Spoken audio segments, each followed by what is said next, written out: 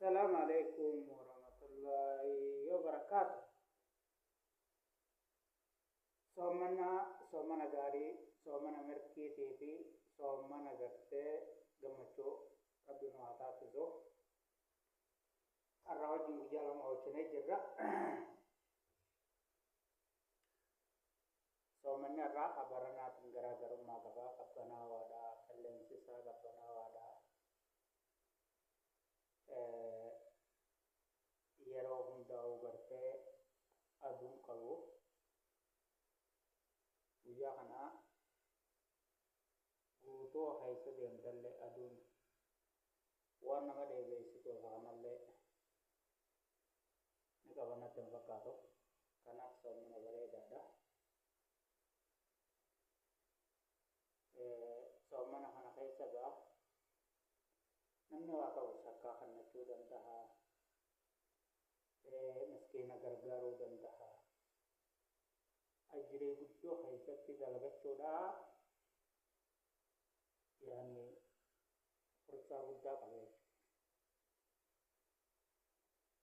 namoonni muslimaa akkasitti ajiree dalagachuu hedduu barbaadu. yeroo kanatti fayyadamuun barbaachisaadha isiniin jenna. maaliif jennaan soomanni soomana bareeda akkana qabbanawaadha, akkana garee. kanaaf ajiree keessatti dalagadha. soomana milkii qarristi isiniif haa ta'u. obboleeyyan keenya hundinuu yeroo hunda waan malee yaaduu irraayis if dhorkuu dirqama. waan malee yaaduu jechuun gaa namni wal arrabsuufaa, waa hamachuufaa, yeroo adda addaatitti gartee ilmi namaa waan hedduutu jira. kanaaf irraa if eeggannaa godhaa. if eeggannoon ilma namaatiif bareedduudha. uuma gartee afaan keessaniin dubbattaniin rakkoo faasensa. yeroo hundamoo rabbi kadhachuuf haa guddisaa. namni yeroo hunda rabbi kadhatu ni milkaa'aa fi khayriinis ni katabamti. soomana alattillee dhugaadha. soomana alattillee namni khayrii dalagachuu barbaadu numa dalaga.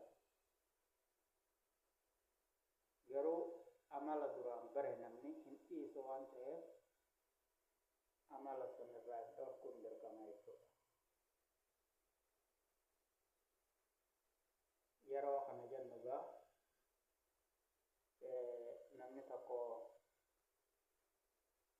yoo gartee yeroo hundaa'u arrabni isaa waan malee kan dubbachuu bare taate irraanfatee waan bare sun hin dhiisu dubbachuu danda'a jechuudha. kanaaf waan malee irraa if eeggadhaa. nama hamachuu irraa if eeggadhaa. nama miidhuu irraa if eeggadhaa. soomana ifirraa hin balleessinaa. soomana kun irraa namni rabbiin kadhatee soomana keessa gartee akka rabbiin araaramu waa hundaa'u du'aa godhate. warroonni baadiyyaa dalaydanillee kan magaalaa dalaydanillee wanna kun barbaachisaadha. yeroo hundaa'u barbaachisaadha. garuu